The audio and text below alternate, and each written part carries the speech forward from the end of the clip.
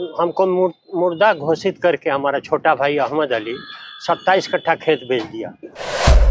SP साहब से कहा था कि हमारा काम बंद करवाया जाए और हमारा बंटवारा करवाया जाए। गांव के सामने कह रहा कि हमने 50,000 रुपया में थाना को खरीद लिया है। सेलेक्ट 24 न्यूज़ में आपका स्वागत है। मैं हूं मोहम्मद सादिक। सीवान जिला के महाराजगंज अनुमंडल के सतजोड़ा गांव के निवासी सीआरपीएफ के जवान अपने ही भाई से डरे सहमे हैं। हालांकि मामला संपत्ति के विवाद का है, बावजूद उसके अक्सर मारपीट भी होती रही है। अब सीआरपीएफ के जवान खुद की सुरक्षा और ज़मीन का बंटवारा हुए बगैर मकान बनने के खिलाफ कानूनी प्रक्रिया के तहत केस भी लड़ रहे हैं। फिर भी उनको अंदेशा है कि उनके भाई उनके साथ जोर जबरदस्ती कर मकान बनाने का काम लगातार करते आ रहे हैं। स्थानीय प्रशासन इसमें इनकी कोई मदद नहीं कर रहा है। हालांकि इसमें कितनी सच्चाई है यह तो जांच का विषय है, लेकिन स्वयं सीआरपीएफ जवान क्या कुछ कह रहे हैं, आइए सुनते हैं। हमारे घर में हम लोग 3 भाई हैं, 1 बहन है, जिसमें 2 भाई का घर में मकान में ज़मीन है। तो हमको मुर्दा घोषित करके हमारा छोटा भाई अहमद अली 27 कट्ठा खेत बेच दिया। कुछ गुंडे लोगों को मिला करके बेच दिया। उस पर हमने कार्रवाई किया, मांगा अपना हक। तो उसने गुंडा बुलाना शुरू किया, शूटर बुलाना शुरू किया, हमारे ऊपर हमला किया और उसके बाद से विवाद बढ़ा कि उसका कोर्ट में चल रहा है केस। जब जमीन बेचा गया तब उसको कहाँ थे? हम अजमेर शरीफ में थे। अजमेर शरीफ में हम रहते हैं, सीआरपीएफ के जवान हैं। हाँ, कार सेवा के बाद से हम अपना वहाँ काम करने लगे।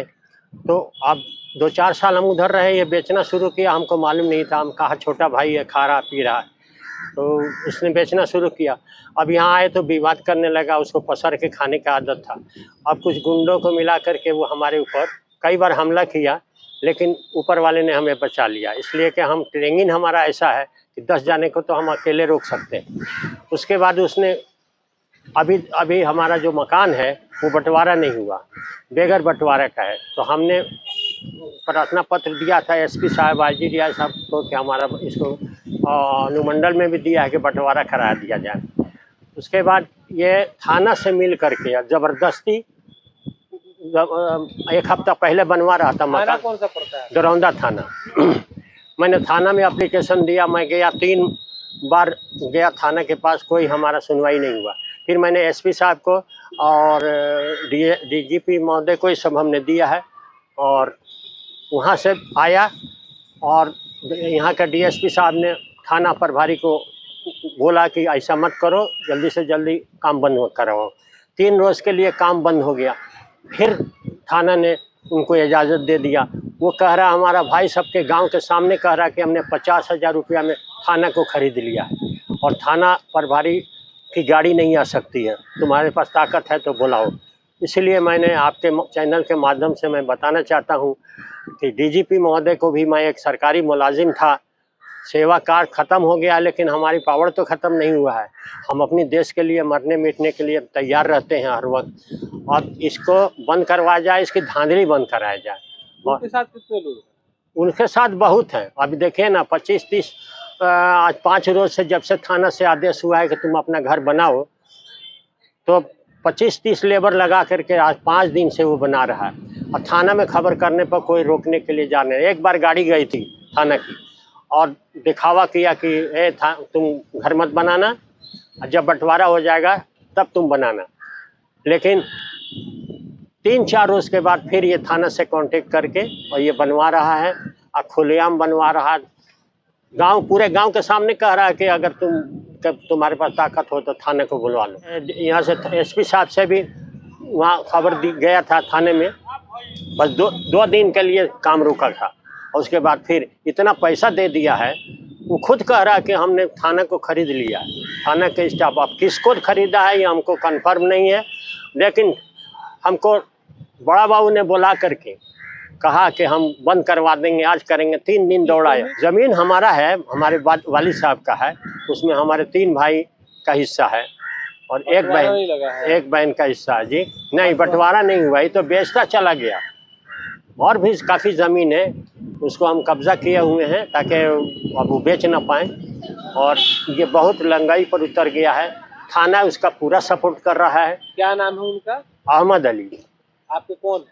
छोटा भाई है। आप लोग कितने भाई हैं? हम लोग 3 भाई 1 बहन है।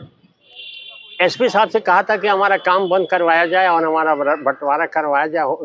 प्रार्थना पत्र दिया गया है, केस चल रहा है, लेकिन एसपी साहब का भी नहीं सुना जा रहा थाना में। डीजीपी के पास आपको दिखा रहे हैं हम कागज के, डीजीपी साहब को भी हमने दिया, लेकिन वहाँ से भी आता है और फाइल में रखा जाता है, कोई सुनवाई नहीं होता है। तो हम लोगों ने ये सोचा है कि अब हम लोग पटना जाएंगे और माननीय मुख्यमंत्री महोदय से मिलेंगे, डीजीपी महोदय से मिलेंगे। अगर ज़रूरत पड़ा तो माननीय राजनाथ जी के पास भी जाएंगे दिल्ली। मेरा नाम सैयद अली रिजवी और सतजोड़ा सादात। पिताजी का नाम हमारे सैयद नूरुल हसन, स्वर्गीय सैयद नूरुल हसन।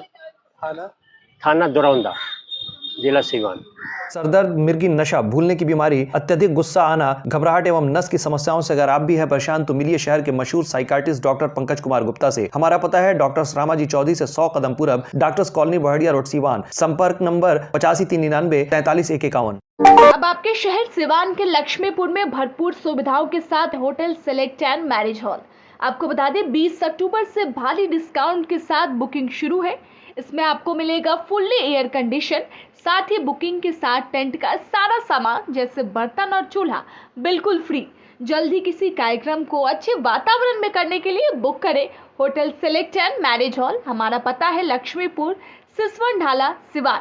हमारा संपर्क नंबर है 8797327330। एक बार जरूर पहुंचे और इस भारी डिस्काउंट का लाभ जरूर उठाएं।